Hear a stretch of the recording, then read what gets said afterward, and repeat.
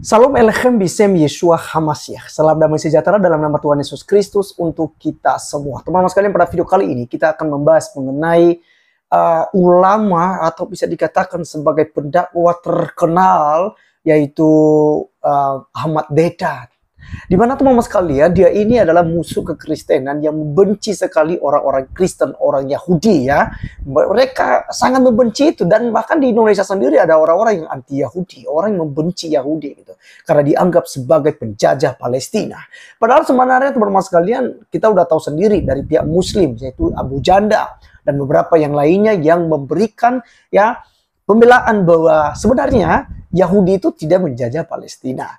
Nah, tetapi teman-teman sekalian, mereka sudah turun-temurun untuk membenci Yahudi dan juga menolak kekristenan. Ya, pada akhirnya sampai pada hari ini mereka masih tetap seperti itu. Dan Ustaz Ahmad Deedat ini teman-teman sekalian, jelas dia menghina tentang Jumat Agung, tentang penyaliban Tuhan Yesus Kristus, di mana Yesus mati di atas bukit Golgota untuk menebus dosa-dosa kita yang berdosa gitu ya. Karena tidak ada satupun manusia yang bisa menyucikan dirinya sendiri, hanya Allah lah yang dapat menyucikan kita melalui kurban yang sempurna, yaitu Tuhan Yesus Kristus. Karena memang ada kurban-kurban pada waktu itu, tapi tidak sempurna. Maka Yesus datang untuk menyempurnakan kurban itu satu kali untuk selama-lamanya. Tetapi dihinanya teman-teman sekalian. Mari kita dengarkan bagaimana kemudian dia disiksa dalam hidupnya, bahkan sampai pada kematiannya. Berikut videonya.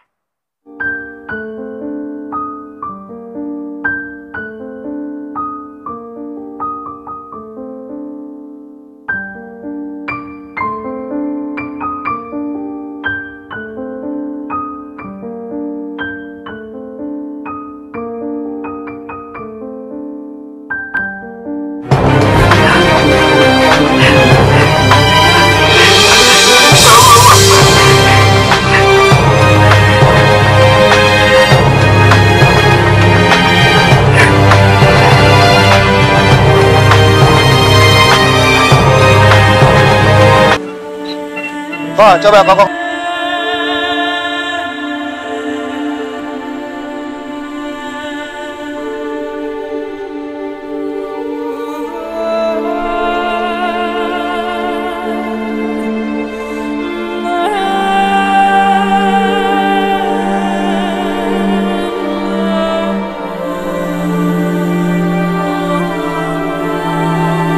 Of our listeners, both young and old. Sometimes you made us laugh, and sometimes you made us cry. But your message was always clear. Do dawah. Although you will not be on the air, you will still be on the lips of all those who listen to your lecture. Jazakallah.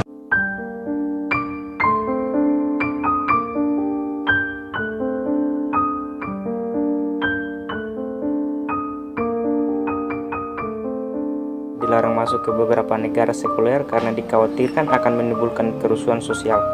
Negara-negara tersebut diantaranya adalah Nigeria, Prancis, Singapura, dan Australia.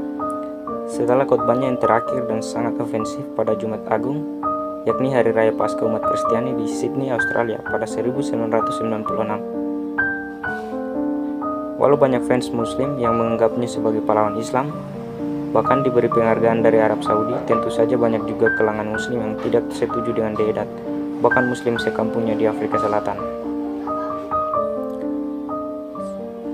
Sejak setahun lebih sebelum Deedat mengalami suaranya untuk selama-lamanya. Lehernya kejang sehingga ia tak mampu makan, minum, atau berbicara. Deedat hanya mampu berkomunikasi ke depan mata saja selama 9 tahun lamanya ia menderita.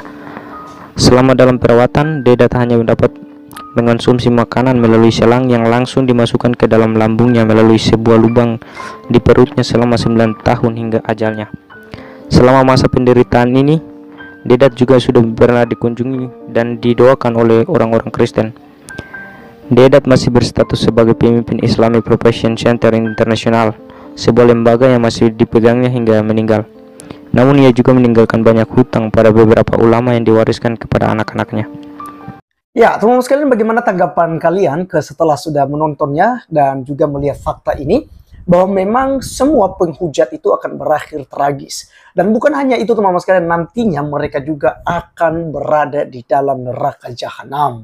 Ya dimana teman-teman sekalian tentu mereka di luar Yesus, mereka tidak terima Tuhan Yesus. Padahal satu-satunya jalan menuju surga hanya melalui Yesus Kristus. Semua nabi, semua rasul, dan semua manusia yang pernah ada di muka bumi ini, tidak ada yang berani seperti Tuhan Yesus. Tidak ada yang berkata, akulah jalan kebenaran dan hidup. Ya, hanya Yesus yang berkata demikian karena Tuhan Yesus Kristus adalah jalan kebenaran dan hidup itu sendiri yang dipersiapkan oleh Allah untuk kita bisa bertemu kembali kepada Allah. Kembali kepada kekudusan yang dirancang oleh Allah sejak manusia diciptakan, yaitu Adam sama Hawa. Nah teman-teman sekalian, kalau orang tidak menerima itu maka kebinasaan kekal yang ada.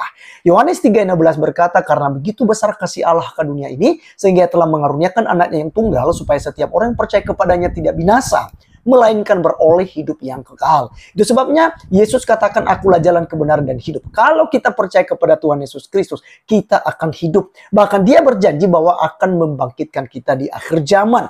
Jadi teman-teman sekalian, kita tidak boleh menolak Yesus. Karena Alkitab katakan, barang siapa yang menolak aku di hadapan manusia, maka aku juga akan menolaknya di hadapan Bapakku di sorga. Menyangkalnya, ya kalau nyangkal Yesus, maka dia juga sangkal kita nantinya.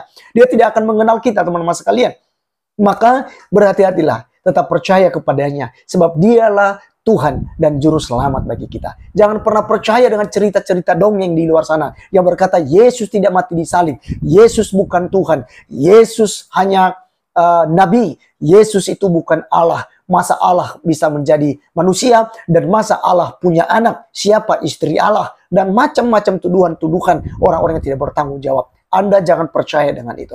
Mulai dari sekarang, baca Injil. Injil yang dimiliki oleh orang Kristen, yaitu Injil Matius, Markus, Lukas, dan Yohanes, inilah sebuah catatan sejarah dan sebagai kitab suci yang dibukukan kepada kita untuk mengenal Allah yang benar, dan semuanya itu adalah asli. Tidak ada yang palsu teman-teman sekalian. Tuduhan-tuduhan juga dikatakan bahwa Alkitab Kristen sudah dipalsukan sampai pada hari ini. Para penduduh, para pendakwa kita itu tidak bisa menunjukkan Injil yang asli. Karena mereka tidak akan tahu tentang Injil yang asli. Karena pemahaman mereka Injil itu adalah gedebu jatuh dari langit lalu diberikan kepada seorang nabi. Padahal tidak ada demikian. Injil dalam perspektif kekristenan adalah pribadi Tuhan Yesus Kristus itu sendiri.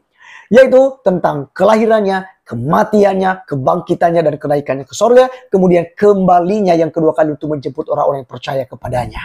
Maka teman-teman sekalian, itulah Injil. Maka semua cerita itu dituliskan dalam Injil Matius, Markus, Lukas, dan Yohanes.